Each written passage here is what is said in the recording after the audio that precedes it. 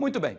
A gente sabia que quando o tempo esfriasse, nós teríamos realmente essa consequência terrível, como sempre acontece no inverno ou na nossa quadra chuvosa. São as viroses, as rinites, as alergias e as síndromes gripais, também somadas à pandemia que ainda não se finalizou no país, não é? Então vamos falar com a doutora Luciana Pacheco, que está comigo via live nesse exato momento. Doutora Luciana, para a gente falar um pouquinho, primeiro é um prazer tê-la conosco, boa tarde, aqui no nosso Explica Pra Gente, para a gente falar um pouquinho sobre essa questão. É comum que a gente tenha agora, inclusive, uma corrida grande para as clínicas, né, para as UPAs, para as unidades básicas de saúde, seja ela pública ou privada, a situação fica complicada porque todo mundo está espirrando, tossindo e com medo que seja a virose. É isso mesmo ou que seja a própria Covid? Boa tarde. Boa tarde, Wilson. Boa tarde a todos os telespectadores. É verdade, Wilson.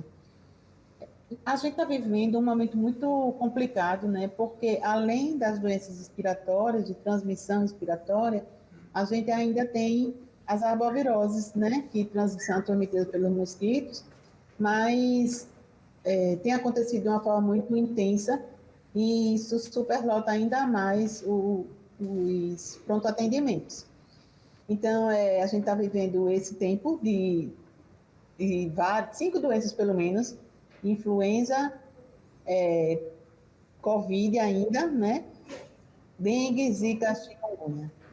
Então, assim, a gente se preocupa principalmente com essas que são de transmissão respiratória, porque há contágio entre elas. O dengue, Zika e chikungunya a gente não pega com outra pessoa, mas Covid, gripe,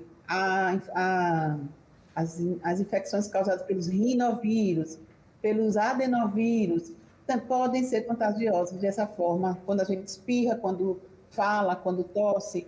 Então, existe uma preocupação grande, porque essa possibilidade de contaminação acontece na própria casa da pessoa, na escola, no ambiente de trabalho. Então, as pessoas precisam se proteger e precisam saber que quando a gente está doente assim, com um quadro respiratório, tossindo, espirrando, a gente não deve levar nosso filho para a escola e deve ir para nosso local de trabalho. Então, entrar em contato com o médico do trabalho, né, para que ele oriente, que faça um atestado, para que as pessoas não se contaminem dentro do seu ambiente de trabalho.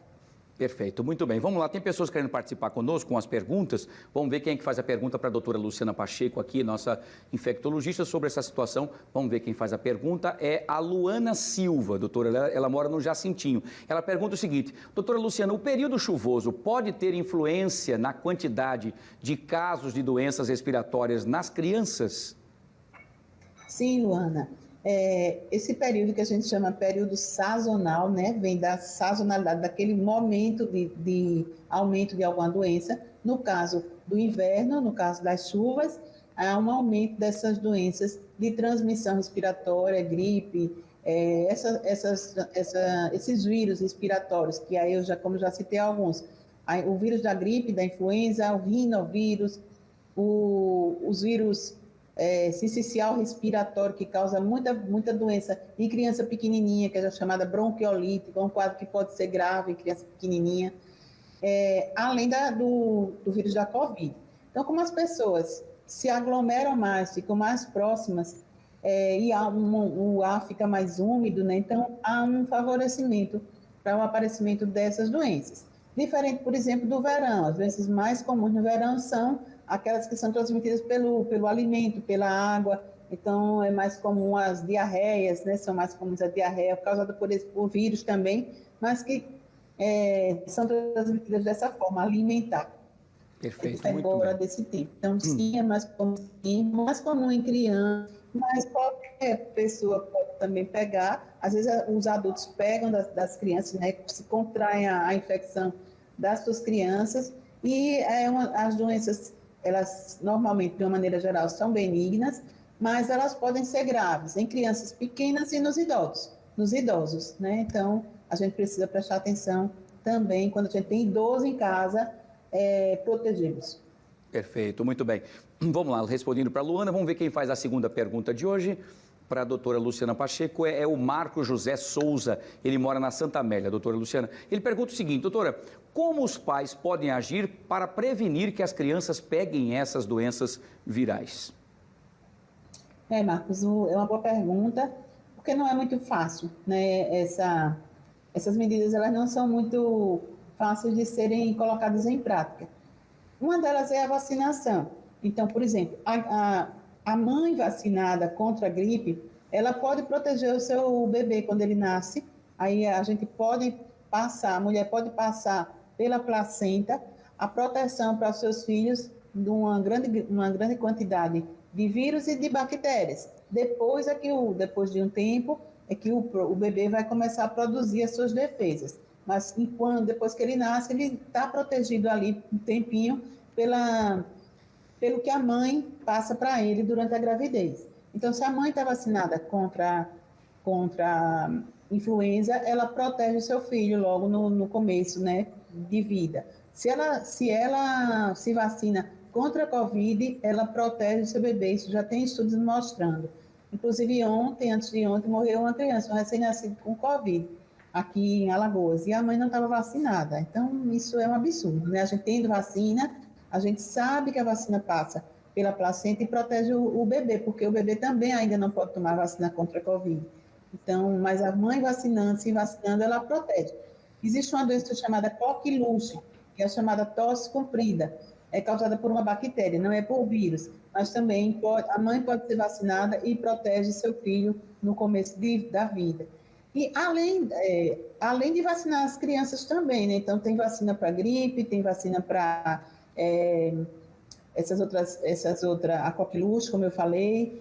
E uma medida importante é isolar a pessoa doente. O que é que a gente fala de isolar? Deixar fechado no quarto? Não, necessariamente. O que a gente fala em isolar é fazer com que as crianças não dividam os ambientes se estiverem assim gripados. Então, se estiverem com manifestações gripais, porque podem passar as doenças para os outros. Então, se a minha criança está doente, começa com febre, começa com coriza, eu não vou levar ela para a escola, eu não vou levar ela para a creche, eu não vou levar ela para a festinha do amiguinho. Então, eu preciso prevenir a transmissão.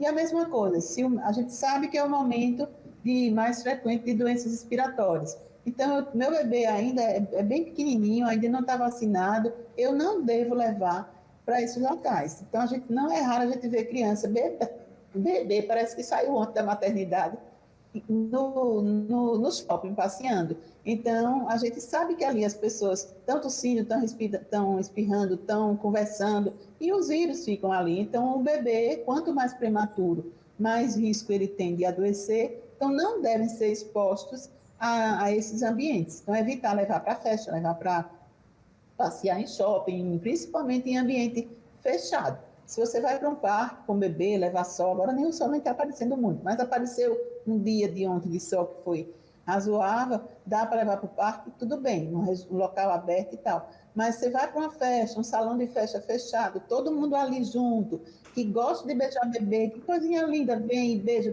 a mão, é uma forma de transmissão. E é um risco que a criança está exposto a pegar essas doenças.